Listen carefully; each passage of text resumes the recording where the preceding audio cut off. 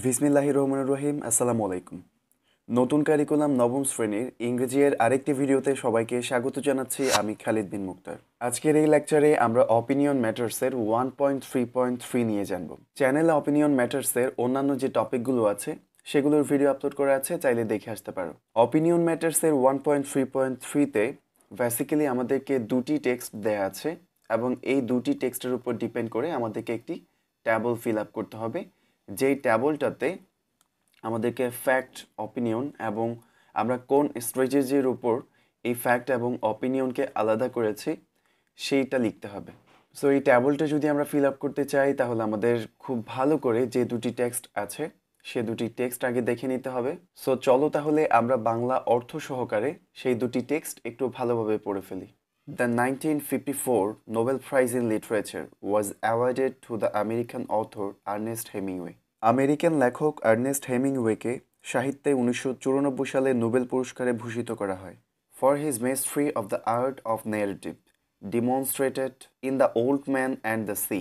তার the old man and the সিতে বর্ণনা শিল্প প্রদর্শনীর পরম দক্ষতার জন্য, and for the influences that he has exerted on contemporary style, এবং সমসাময়িক শৈলীতে তিনি যে প্রভাব ফেলেছেন তার জন্য। Unwilling to travel to Stockholm after two nearly fatal plane crashes. প্রায় দুটি মারাত্মক বিমান দুর্ঘটনার পর স্টকহোম ভ্রমণে অনিচ্ছুক Hemingway asked John C Cabot, the United States ambassador to Sweden at the time. Hemingway সুইডেনে মার্কিন যুক্তরাষ্ট্রের রাষ্ট্রদূত জন সি ক্যাভটকে বলেছিলেন to read his acceptance speech, তার সম্মতি বক্তব্য পড়তে। This acceptance speech is considered one of the best ever. এই সম্মত বক্তব্যটি সর্বকালের সেরাগুলোর একটি হিসেবে বিবেচনা করা হয়। This is what he wrote, এটাই সেটি তিনি যেটা লিখেছেন।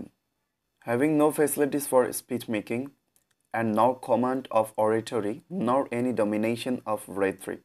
বক্তৃতা বানানোর কোনো সুবিধা এবং বক্তৃতা বানানোর কোনো আদেশ কিংবা বক্তৃতার কোনো আধিপত্য না থাকার পরেও I wish to thank to the administrator of the generosity of Alfred Nobel for this prize. এই পুরস্কারের জন্য আমি আলফ্রেড নোবেলের উদারতার জন্য প্রশাসকদের ধন্যবাদ জানাতে চাই। No writer who knows the great writers who did not receive the prize can accept it other than with humility.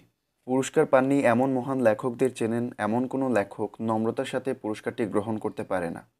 There is no need to list these writers.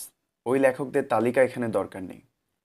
Everyone here may make his own list according to his knowledge and his conscience. এখানে প্রত্যেকে তার জ্ঞান এবং তার বিবেক দিয়ে নিজের জায়গা তৈরি করতে পারে। It would be impossible for me to ask the ambassador of my country to read a speech. আমার দেশের রাষ্ট্রদূতকে একটি ভাষণ পড়তে বলাটা আমার পক্ষে অসম্ভব। In which a writer said all of the things which are in his heart. যেখানে একজন লেখক তার হৃদয়ের সমস্ত কথা বলেছেন। Things may not be immediately discernible in what a man writes. একজন মানুষ যা লেখেন তা তাৎক্ষণিক দৃষ্টিগোচর হয় না। And in this sometimes he is fortunate. এবং কখনো কখনো তিনি সৌভাগ্যবান হন।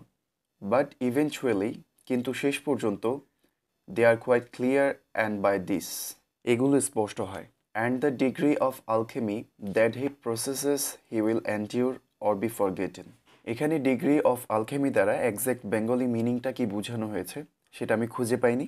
সো আমি এখানে ডিগ্রি অফ আলকেমির একটা রূপক অর্থ ব্যবহার করেছি, কঠোর পরিশ্রম বা তীব্র ত্যাগ শিকার।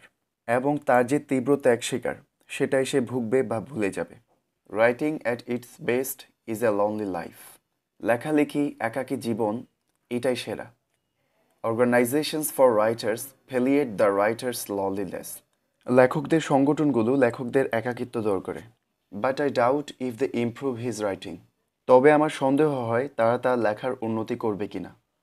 He grows in a public stature as he shares his loneliness. সে সর্বসাধারণের মর্যাদায় বেড়ে ওঠে, এতে তার একাকিত্ব দূর হয়। And often his work deteriorates. এবং প্রায় তার কাজের অবনতি ঘটে। For he does his work alone. যেহেতু সে তার কাজ একাই করে। And if he is a good enough writer, এবং তিনি যদি যথেষ্ট ভালো লেখক হন, he must face eternity or the lack of it each day. তিনি অবশ্যই প্রতিদিন বা অনন্তকাল এটির অভাব বোধ করবেন। For a true writer, একজন সত্যিকারের লেখকের জন্য, each book should be a new beginning. প্রতিটি বই একটি নতুন শুরু হওয়া উচিত। Where he tries again for something that is beyond attainment, যেখানে সে এমন কিছুর চেষ্টা করে যা প্রাপ্তির বাইরে। He should always try for something, তার সবসময় এমন কিছু করা উচিত that has never been done or that the others have tried and failed, যা কখনো করা হয়নি বা অন্যরা চেষ্টা করেছে এবং ব্যর্থ হয়েছে। Then sometimes with great luck, তারপর কখনো ভাগ্য সহায় হলে he will succeed, তিনি সফল হবেন। How simple the writing of literature would be, সাহিত্যের লেখা কত সহজ হতো। If it were only necessary to write in another way what has been well written, যদি যা ভালো লেখা হয়েছে তা অন্য উপায়ে লেখার প্রয়োজন হতো। It is because, এটার কারণ, we have had such great writers in the past, আমাদের মহৎ লেখকরা ছিলেন, that the writer is driven far out first where he can go, যেখানে একজন লেখক নিজেকে যতদূর সম্ভব নিয়ে গিয়েছেন, out to where no one can help him, যেখানে কেউ তাকে সাহায্য করতে পারেনি। I have spoken too long for a writer, একজন লেখক হিসাবে আমি অনেক লম্বা কথা বলেছি। A writer should write what he has to say, একজন লেখক যা বলতে চায় তা তাকে লেখা উচিত, and not speak it, এটি মুখে না বলে। Again I thank you, আবারও ধন্যবাদ। চলো তাহলে এবার টেক্সট 2 পড়ে নেওয়া যাক। Theodore Roosevelt is best known as the 26th President of the United States. Theodore Roosevelt মার্কিন যুক্তরাষ্ট্রের 26তম রাষ্ট্রপতি হিসেবে সর্বাধিক পরিচিত। But this dynamic, multi-talented, charismatic man became a hero to millions of Americans for many other reasons. তবে এই প্রগতিশীল বহু প্রতিভাসম্পন্ন ক্যারিসমেটিক মানুষটি আরও বহু কারণে লক্ষ লক্ষ আমেরিকানের নায়ক হয়ে উঠেছিল। Theodore Roosevelt gave his citizenship in a Republic speech on April 23, 1910 at the Sorbonne in Paris. 1910 সালের 23 এপ্রিল প্যারিসের সোরবনে Theodore Roosevelt citizenship in a republic ভাষণ দিয়েছিলেন। The speech is famous for Roosevelt's thoughts about the duties and responsibilities of both the state to citizens and citizens to the state. ভাষণটি রাষ্ট্রের প্রতি নাগরিক এবং নাগরিকের প্রতি রাষ্ট্র উভয়ের দায়িত্ব ও কর্তব্য নিয়ে রোজভেল্টের চিন্তার জন্য বিখ্যাত।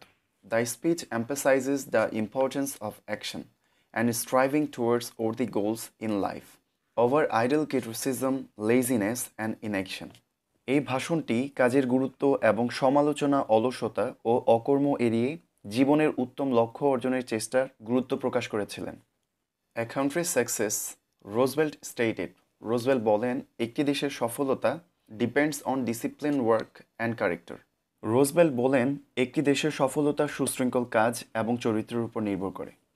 And democracies require leaders of the best character to hold all citizens to the highest standards. এবং গণতন্ত্রে সকল নাগরিকদের সর্বোচ্চ মান ধরে রাখার জন্য সর্বোত্তম চরিত্রের নেতার প্রয়োজন। This is what he said. তিনি বলেছিলেন, It is not the critic who counts. সমালোচকদের হিসাব করছি না। Not the man who points out how the strong man stumbles. সেই মানুষটিও নয় যে খুঁজে কিভাবে শক্তিশালী ব্যক্তি হুঁচটকায়। Or where the doer of deeds could have done them better, বা কোথায় কর্মীরা আরও ভালো করতে পারবো। The credit belongs to the man who is actually in arena. কৃতিত্ব সেই লোকের যে আসলে মাঠে আছে। Whose face is marred by dust and sweat and blood. যার মুখে ধুলো, ঘাম ও রক্ত লেগে আছে। Who strives valiantly, যে সাহসের সাথে সংগ্রাম করে। Who errs, যে ভুল করে, and comes short again and again because there is no effort without error and shortcoming, এবং বারবার চেষ্টা করে কারণ ভুল ত্রুটি ছাড়া কোনো চেষ্টাই হয় না। But who does actually strive to do the deeds, কিন্তু যে প্রকৃতপক্ষে কাজের প্রচেষ্টা করে। Who knows the great enthusiasms, the great devotions, যে জানে মহৎ অনুপ্রেরণা বা উদ্যম, প্রবল আগ্রহ। Who spends himself in a worthy cause, সে নিজেকে একটি উত্তম উদ্দেশ্যে ব্যয় করে। Who at the base knows, সে ভালোভাবেই জানে, in the end the triumph of high achievement, শেষ পর্যন্ত উচ্চ কৃতিত্বের জয় হয়। And who at the roast, এবং সবচেয়ে খারাপ অবস্থায়, if he fails, যদি সে ব্যর্থ হয়, at least fails while daring greatly, অন্তত সাহসিকতার সাথে ব্যর্থ হয়, so that his place shall never be with those cold and timid souls who know neither victory nor defeat, এতে তার অবস্থান কখনোই ঠান্ডা এবং ভীরু আত্মার সাথে হয় না, যারা জয় পরাজয় জানে না। এবার আমাদের ইনস্ট্রাকশন যেভাবে দেওয়া আছে সেভাবে করে এই ট্যাবলটাকে ফিল আপ করতে হবে। সেখানে বলা হয়েছে নিচের সারণীতে তোমার মতামতগুলো সাজিয়ে লিখতে পারো। প্রথমে আছে ফ্যাক্ট, তার মানে এই লেখাগুলো থেকে আমাদেরকে ফ্যাক্ট খুঁজে বের করে এই ট্যাবলে লিখতে হবে। দেন আছে অপিনিয়ন, লেখাগুলো থেকে সেম কিছু অপিনিয়ন খুঁজে এখানে লিখতে হবে। তারপর the strategy you have use to separate facts and opinions, আমরা যে অপিনিয়ন এবং ফ্যাক্টগুলো এখানে বসাবো সেটা আসলে কিসের উপর ভিত্তি করে আমরা আলাদা করেছি সেটা আমাদেরকে লিখতে হবে। দেন লিখতে হবে রাইটার্সের অপিনিয়নটা তোমাকে কিভাবে ইনফ্লুয়েন্স করেছে। বইতে একটা আনসার আমাদের জন্য করে দেয়া আছে, আমরা যদি একটু সেটা খেয়াল করি দেন এটার মতো করে বাকি যেগুলো আছে সেগুলোকে আমরা ফিল আপ করতে পারবো। প্রথমে আমরা একটু ফ্যাক্টটা খেয়াল করি। The 1954 Nobel prize in the literature was awarded to the American author Ernest Hemingway. 1954 সালে আমেরিকান লেখক আর্নেস্ট হেমিংওয়েকে যে নোবেল পুরস্কারে ভূষিত করা হয়েছে সেটা সার্বজনীন, এটার একটা বিশ্বস্ত সোর্স আছে সেটা আমরা জানি, সেজন্য এটাকে ফ্যাক্টে বসানো হয়েছে। দেন অপিনিয়নে লেখা হয়েছে organizations for writers palliate the writers loneliness, লেখকদের যে অর্গানাইজেশনগুলো আছে সেগুলো লেখকদের একাকিত্ব দূর করে, but I doubt if the improve his writing, কিন্তু এগুলো তার লেখার উন্নতি করতে পারবে কিনা সেটা তার লেখকের সন্দেহ ছিল। সো এইটা লেখক বলেছে, সেজন্য এটা অপিনিয়নে বসিয়েছে। এখন আমরা কিভাবে অপিনিয়ন এবং ফ্যাক্টকে আলাদা করেছি সেই স্ট্র্যাটেজিটা লিখতে হবে।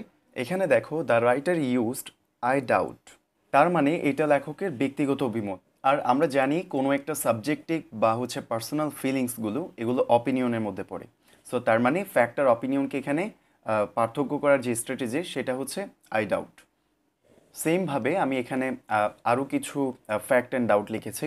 যেমন আরেকটা ফ্যাক্ট আমি লিখেছি Ernest Hemingway awarded Nobel prize for the old man and the C. Ernest Hemingway আসলে কী কারণে নোবেল পেয়েছে, কোন বিষয়টার জন্য নোবেল পেয়েছে সেটা আমি এখানে লিখেছি। অ্যান্ড দেন অপিনিয়নের জায়গায় লিখেছি the acceptance speech is considered one of the best ever. এখানে খেয়াল করো একটা ওয়ার্ড আছে বেস্ট। আমরা যখন ফ্যাক্ট অ্যান্ড অপিনিয়ন নিয়ে বিস্তারিত পড়ছিলাম সেখানে একটা ব্যাপার পড়েছিলাম যে কিছু অবজেক্টিভ আছে যেগুলো দিয়ে আসলে অপিনিয়নকে প্রকাশ করা হয়। সো সেই জন্য আমি যে এই স্ট্র্যাটেজির মাধ্যমে যেহেতু আমি ফ্যাক্ট এবং অপিনিয়নকে আলাদা করেছি সেজন্য সেটা এখানে লিখেছি। তো আমি এখানে স্ট্র্যাটেজিতে কী লিখেছি সেটা একটু খেয়াল করো। The word based authors use adjectives to give their opinions, তার মানে লেখকরা তাদের অপিনিয়ন শেয়ার করার জন্য এই অ্যাডজেক্টিভগুলো ইউজ করে। এখানে আমি টেক্সট 1 এবং টেক্সট 2 থেকে দুটি করে ফ্যাক্ট, অপিনিয়ন এবং স্ট্র্যাটেজি লিখেছি। আমি টেক্সট 2 এর যে অপিনিয়ন, ফ্যাক্ট এবং স্ট্র্যাটেজি সেগুলো স্ক্রিনে শো করছে।